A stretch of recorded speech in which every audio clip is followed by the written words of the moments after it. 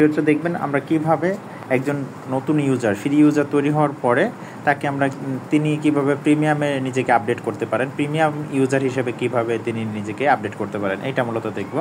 তো আপনি যদি প্রিমিয়াম ইউজার হতে চান তাহলে অবশ্যই আপনার প্রিমিয়াম সার্ভিস চার্জ দিয়ে প্রিমিয়াম ইউজার হতে হবে। সেক্ষেত্রে হচ্ছে আপনার যেটা করতে হবে, আপনার যে হোম পেজ আছে লগ ইন করার পরে এই হোম পেজে আসার পরে আপনাকে একেবারে নিচের দিকে ডান পাশে দেখেন 3 ডট একটা অপশন আছে, ওই অপশনটা ক্লিক করবেন। ওই অপশনটা ক্লিক করার পরে এরকম একটা ইন্টারফেস আসবে। এখানে কিছু জিনিস লেখা আছে, profile, wallet, transaction, withdrawal, list, log out. তাহলে এখান থেকে আপনি হচ্ছে ওয়ালেটে সিলেক্ট করবেন। তো ওয়ালেটে যখন সিলেক্ট করবেন তখন পরবর্তী স্টেপে নিয়ে যাবে। ওয়ালেটে সিলেক্ট করার পরে এখানে দেখেন আপনার বিস্তারিত চলে আসছে যে এটা প্রিমিয়াম না, এটা লেখা আছে মাই ওয়ালেট, ডান পাশে লেখা আছে জেনারেল। এখানে মাই ওয়ালেটের ডান পাশে যে জেনারেল লেখা আছে, যদি আপনার প্রিমিয়াম হন তাহলে এখানে প্রিমিয়াম লেখা থাকবে, এটা হচ্ছে বিষয়। এবং একেবারে উপরে দেখেন লেখা আছে ইউর রেফারেল কোড, এখানে তালা দেওয়া আছে, দেখেন লক করা আছে, প্লিজ আপগ্রেড টু প্রিমিয়াম। তার মানে এখানে প্রিমিয়াম এখন আপনি রেফারেল কোডটা পান নাই, যখন আপনি প্রিমিয়ামে আপডেট করবেন তখন আপনি এখানে একটা অবশ্যই এখানে একটা আপনার রেফারেল কোডটা পেয়ে যাবেন। তো আমি দেখব রেফারেল কোড পাওয়ার জন্য আমাকে অবশ্যই কী করতে হবে, প্রিমিয়ামে আপডেট করতে হবে। প্রিমিয়াম আপডেট করার জন্য আমরা একটু নিচের দিকে স্ক্রল করব। নিচের দিকে আসার পরে দেখেন লেখা আছে আপনার টাকাটা লেখা আছে এবং এখানে লেখা আছে পে উইথ SSL কমার্স। তাহলে আমরা পে উইথ SSL কমার্সে ক্লিক করব। এটা হচ্ছে প্রিমিয়াম আপডেটের সিস্টেম, আপনাদেরকে বলতেছি। পে উইথ SSL কমার্সে ক্লিক করার পরে আমাদের পরবর্তী পেজে নিয়ে যাবে কীভাবে আমরা পেমেন্টটা করব।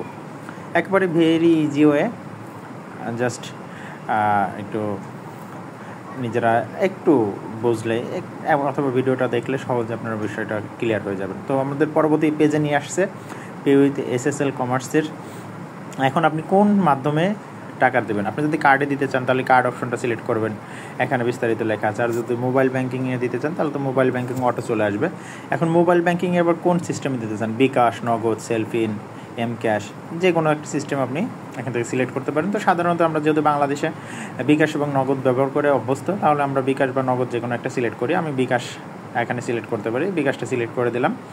বিকাশ সিলেক্ট করার পরে নিচে দেখেন যে টাকার পরে অ্যামাউন্টটা চলে আসছে, যে কত টাকা লাগবে। তো টাকার অ্যামাউন্টের উপর আমি ক্লিক করব। এখানে আপনার যে বিকাশ থেকে আপনি পেমেন্টটা করবেন ওই বিকাশ নাম্বারটা আপনি দিয়ে দিবেন, তাহলে আপনি ওই বিকাশে সরাসরি অনলাইন সিস্টেমে পেমেন্ট হয়ে যাবে ওই বিকাশ থেকে। তাহলে কনফার্ম করবেন, নাম্বার দিয়ে দিলাম, এরপরে কনফার্ম থেকে কনফার্ম করলাম। দেন ওই বিকাশ নাম্বারে একটা OTP যাবে, অন টাইম OTP। ওই OTPটা আপনাকে অবশ্যই এখানে সাবমিট করতে হবে, কারণ ওই OTPর মাধ্যমে কি করতে হবে, আপনার এটা ফাইনাল হবে যে ওই অ্যাকাউন্টটা আপনার। কনফার্ম করবেন, কনফার্ম ক্লিক করার পরে আমার পরের পেজে চলে আসছে। এই ইন্টারফেসে হচ্ছে আপনাকে অবশ্যই পিন দিতে হবে বা পাসওয়ার্ড দিতে হবে, আপনার বিকাশের পিন বা পাসওয়ার্ড। তো আমি দিয়ে দিলাম, এরপর কনফার্ম ক্লিক করলাম। কনফার্ম ক্লিক করলে এখান থেকে আপনার বের হবেন না, এখানে আপনার 5 সেকেন্ড 10 সেকেন্ড সময় লাগবে।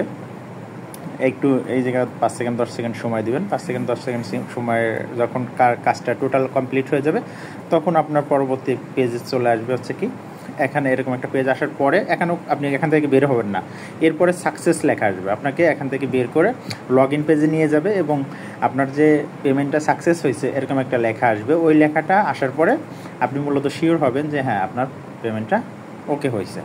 তাহলে আমরা লেখাটা আসার পর্যন্ত অপেক্ষা করব, এখান থেকে বের হবেন না ওই লেখা না আসা পর্যন্ত। আচ্ছা, এই যে হয়ে গেছে, ট্রানজ্যাকশন ইজ সাকসেসফুল কমপ্লিটেড, এখানে ওকে ক্লিক করে দিতে পারেন, হয়ে গেল।